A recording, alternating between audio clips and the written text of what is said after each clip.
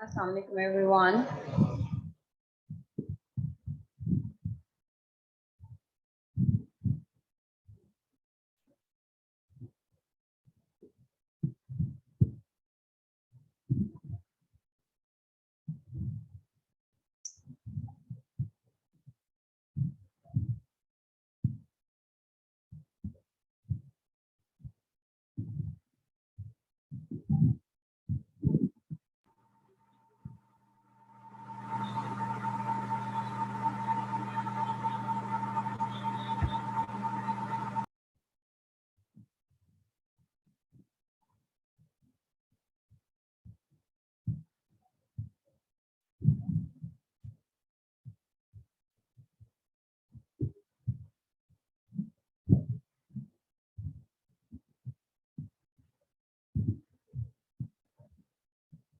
Assalamualaikum students. Kindly please turn on your cameras, everyone. Turn on your cameras. Be quick.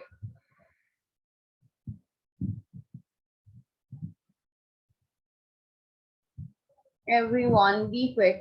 Without wasting the time, be quick.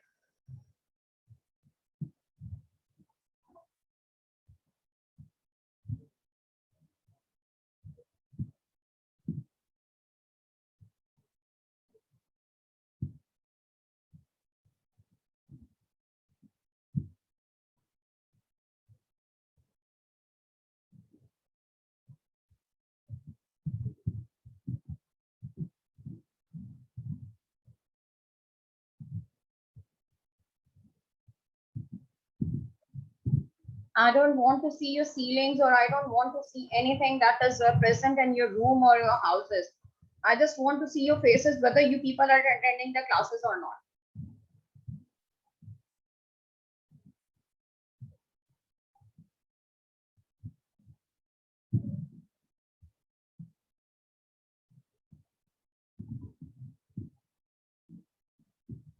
So please mark your attendance and turn on your cameras. Mark your attendance in the chat box and turn on your cameras.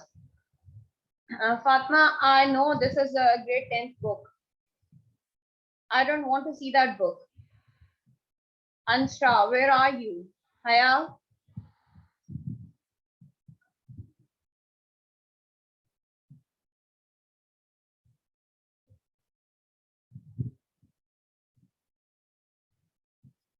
I want to see your faces. Be quick. Don't waste my time, everyone. You people are not shy to turn on your cameras, or I haven't seen you, or I am going to see you for the first time. Please turn on your cameras, everyone.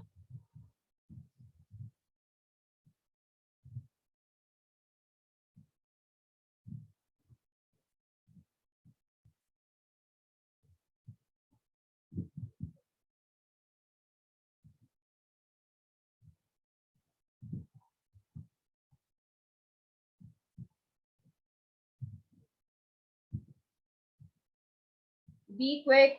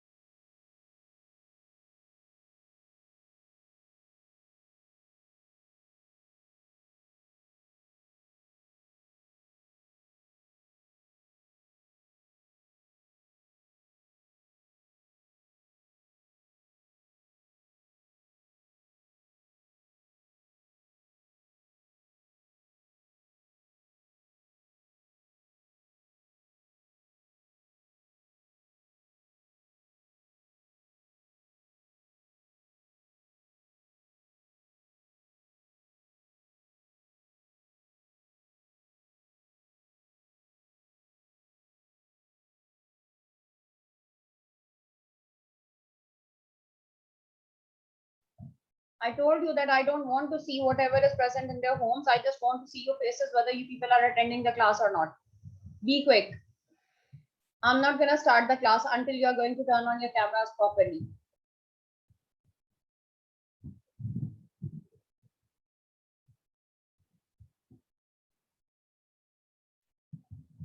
Fatma Sajad, Anshra, Haya.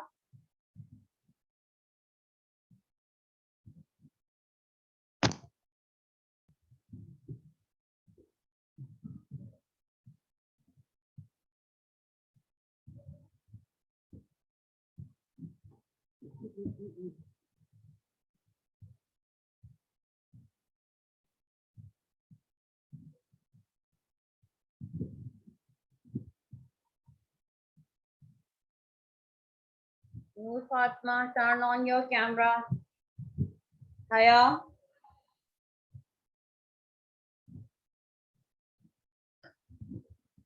I just want to see you people.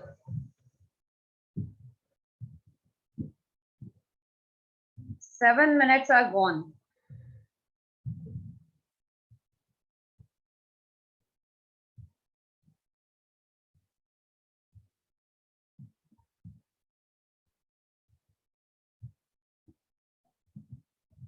Haya, where are you sitting? Somewhere in the curtains that I can see? Because I can only see the curtains in Haya's camera. I can only see the ceiling in Noor's camera, and I can only see whatever it is in Anshra's camera. Why can't you people fix your cameras on yourselves as Aisha and Saad has done? What is the problem in fixing your cameras on your faces?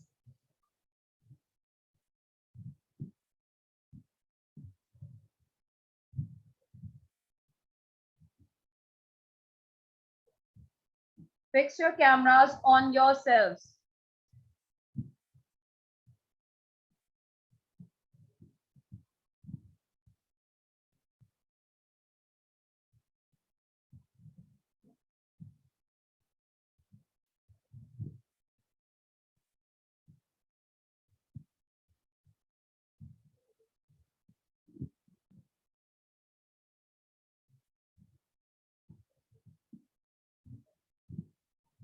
Assalamu alaikum, ma'am.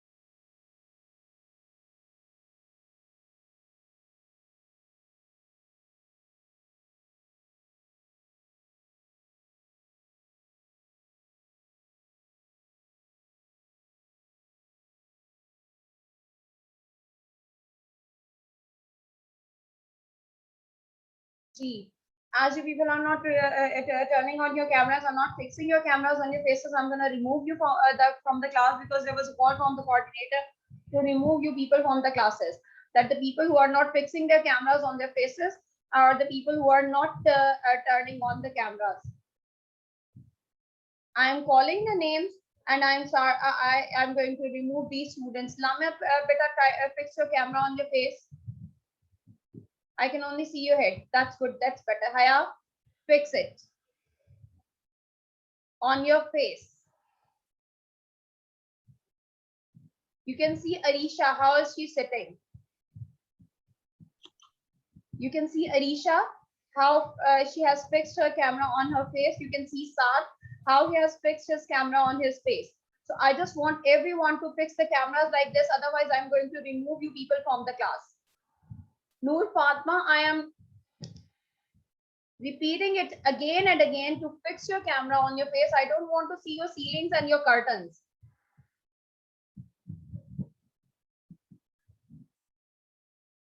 I'm going to start my chapter. I'm going to start my lecture. And even after 5 minutes, I find anyone's camera off or anyone's camera giving me the ceiling view or the curtains view, I will remove that student from the class. Ansra, fix it on your face, beta.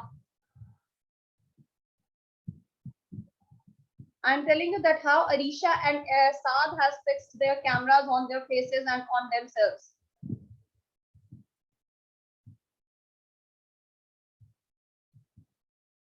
Try to choose a place at your home that is comfortable for you to sit as you people are sitting in the class.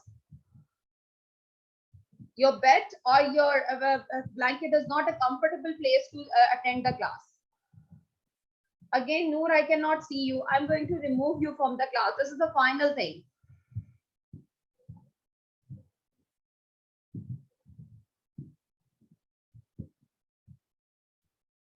Much better. Okay. Today we are going to start with our new syllabus. As you know that the papers, as you know, as we have discussed it yesterday, that the papers are they are postponed till 15th June. So Haya, your camera is turned off again.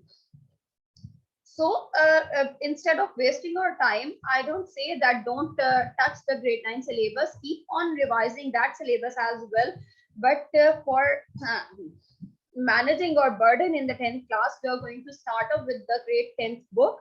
And today we are going to start off with the first chapter of grade 10th. The first chapter, Holy Prophet, peace be upon him, an embodiment of justice. An embodiment of justice. What did you people get that from the title? That an embodiment of justice. Why was he called an embodiment of justice? Why was he given that title? What was the reason? Kindly raise your hand and I'll unmute you to answer. Why was the Holy Prophet, peace be upon him, called the embodiment of justice? Who will answer? Be quick, girls.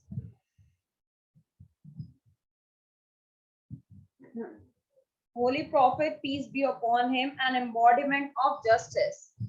As in our grade 9 book, the first chapter was the savior of mankind. Wasallam, he was called the savior of mankind. Now, in this, we have embodiment of justice. Why is he called the embodiment of justice? Be quick, beta, we don't have time. I just want it to be like a discussion session. Don't make it a lecture that I'm just speaking and just you people are just listening like dumb students. Make it a discussion session, please. Yes, Lamya, why was he called an embodiment of justice? Because he served for justice of the people. For justice. Why was he was called Sadiq and Amin? What were the reasons? Why was he called Sadiq and Amin? Because he was trustworthy and honest.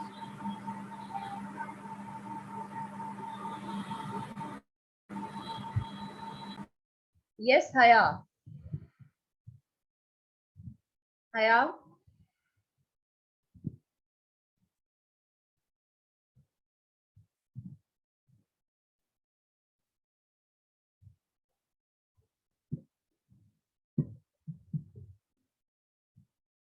I can only see your forehead, Haya, that you are here. Anyways, the Holy Prophet, peace be upon him, was called an embodiment of justice because of his justice and because of his decisions that he used to make in the suits that the people bring to him. And even not only for the Muslims, he used to decide the cases. He used to decide the cases of the non-Muslims according to their laws, according to their religion. And it was instructed to Holy Prophet, peace be upon him, by Allah to decide the cases according to the law, according to their law, according to the laws of the religion of the non-Muslims. Okay, that's why he used to decide the suits according to their laws and decide the. I don't have mic. Try to arrange a mic, Haya, beta. If you are attending the class, you should have everything with you. Anyways, let's start up with the chapter. Hazrat Muhammad sallallahu alaihi wasallam's life is a perfect model and example for the people who want to attain goodness, piety, and success in their individual as well as social life. So the first thing, the introduction of to the personality of the Holy Prophet, peace be upon him. Holy Prophet's personality is something that we don't need an introduction, but still, let's have an introduction of this aspect of Holy Prophet's personality. That Holy Prophet, peace be upon him, his life is a perfect model and example for us to follow. If we want to achieve, for everyone in the humanity, for everyone in the world to follow, if we want to attain, if we want to achieve goodness, if we want to be good to others, if we want to be a role model for others, if we want to attain goodness, if we want to be noble, if we want to be successful in our individual as well as social life, means that his life was not only an individual example for the Muslims of the world, but his life was a social example for everyone. Social example means that he used how he used to live his life in the society, how he used to deal in the affairs of the society. So his, if we want to achieve a success in our individual and social life, we have to follow the rules and regulations set by the Holy Prophet. We have to follow the Holy Prophet, peace be upon him, as our role model. Then we will be able to achieve success in our individual and social life. People can seek light from the message and guidance from his life to achieve perfection in the moral, spiritual, and social areas of life. Now, people can achieve perfection. How can people achieve perfection, and why do people need to achieve perfection and guidance from his life? If they want to achieve, if they want to be successful in moral, spiritual, how can we be successful in moral areas of our life? What do we mean by the moral areas of life?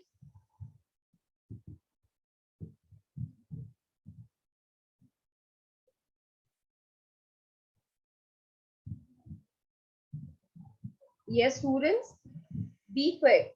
Arisha,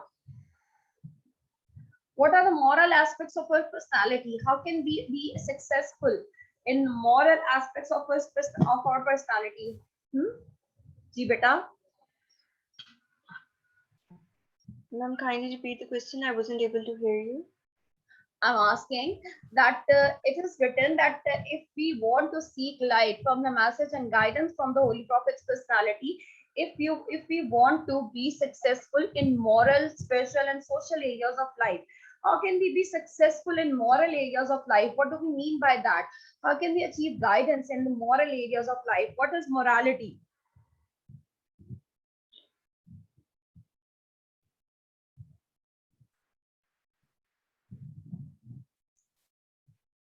By following Prophet, by following our Prophet, because he was perfect in everything.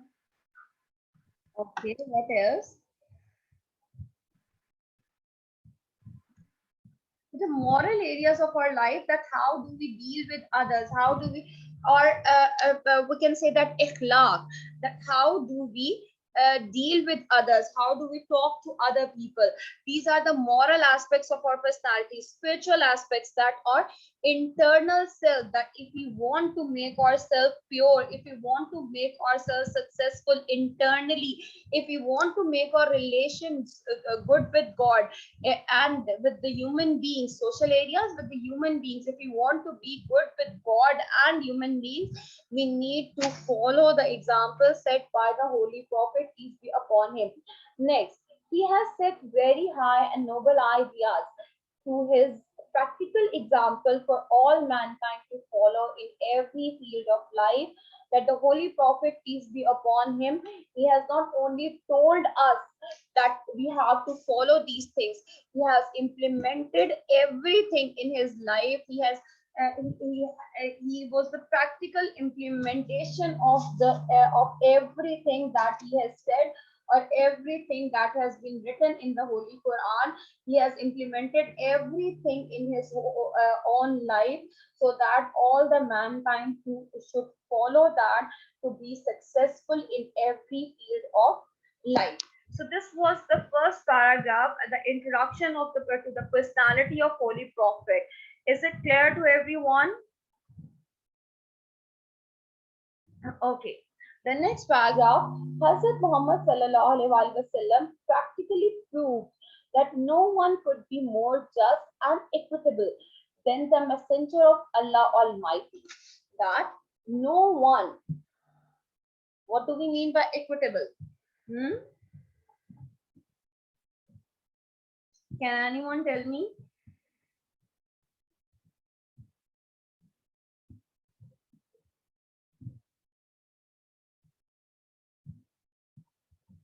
That Hazrat Muhammad sallallahu alaihi wasallam, he proved this thing. He proved that no one is more justful, that no one is more just than him in the society by this deciding the cases among the people and equitable. Equitable means the person who decide with equality among the people, the person who decides or who bring equality or make decisions with equality among the people. Then the messenger of Allah Almighty as a young trader. Any example of Holy Prophet's justice and honesty as a young trader? There are a number of examples. Can anyone quote any example?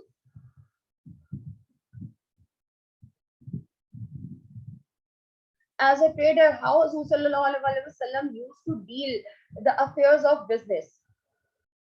Can anyone? Ansha, Ansha.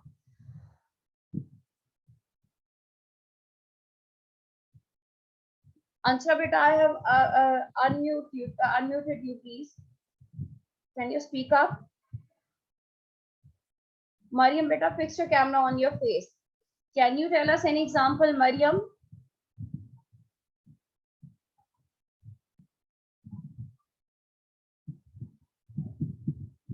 Ma'am, about his just personality? About his Like, personality, about his justice and honesty as a young trader. I don't know an example as a trader, but I know that whenever someone used to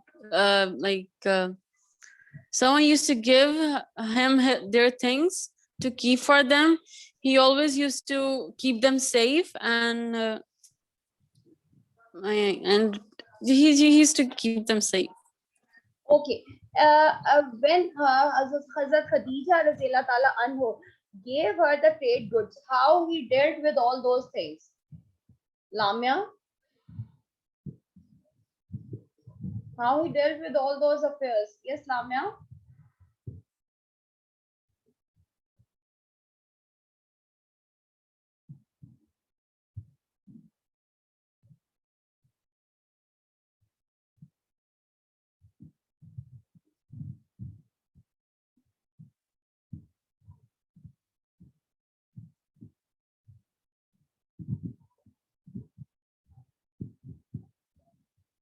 Why don't you people, Lamia, unmute yourself and answer the question, please?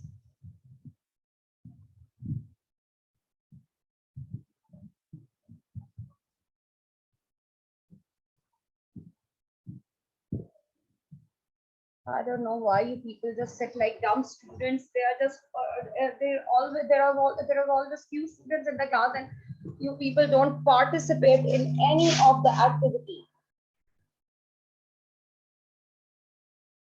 Anyways, as a young trader, he always dealt the things with justice. When Hazrat Khadija gave him the trade good, he dealt everything with honesty. And what was the result of that? What happened when he came back with the trade goods? Saad?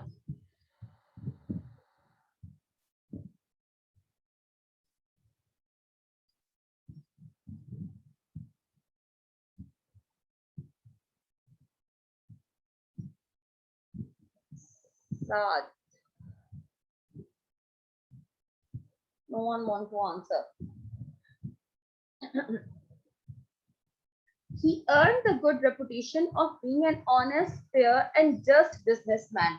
That when he returned with the trade goods of Hazrat Khadija, that everything was sold with honesty, and they were the profit was double because of his honesty. So he earned the reputation of being a good trader and a good businessman. He always had fair and just dealings with the people, with all the people. He was always fair and good and just with the people, not only with the Muslims but with the people of all the religions. He used to be good with all the people of all the religions, so that the people should believe him, so that the people should accept his teachings.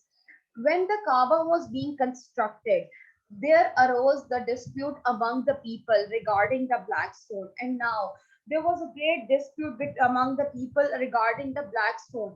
Can anyone tell me what was that dispute? Now, can anyone tell me? Better, these are the things you should know. These are the things that every Muslim should be aware of, and at least you people should participate. What are the things? Why? What was the reason? What was the dispute between the people? Why the people were fighting on the issue of fixing the black stone? What was the issue of fixing the black stone?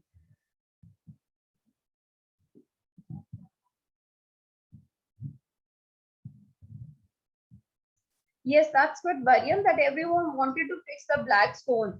I think that I just have Mariam in my class and no one else. The silent listeners only. That the dispute of black stone, everyone wanted to fix the black stone by themselves, and now the Holy Prophet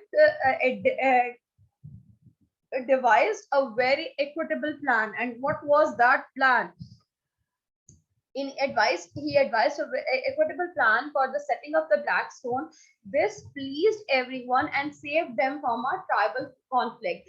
And what happened initially, Hazur Sallallahu Alaihi Wasallam, that one who will be there in the Kaaba, who will be the first one in the Kaaba in the morning, will fix the black stone.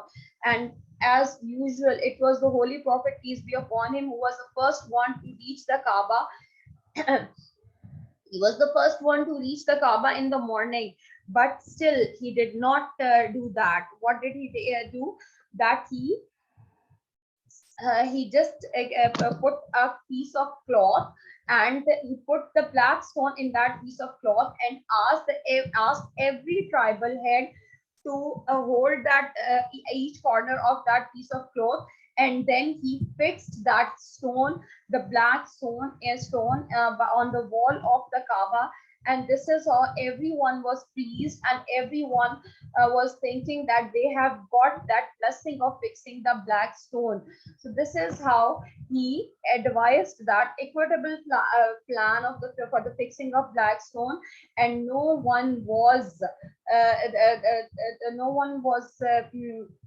what can we say, that everyone was satisfied, and there was no conflict between the people on the fixing of black stone. Done, everyone?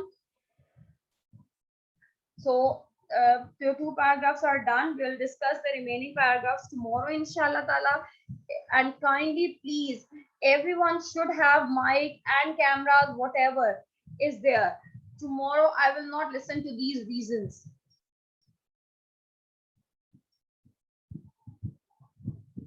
Okay, students, take care, and Allah Hafiz. That's all for today.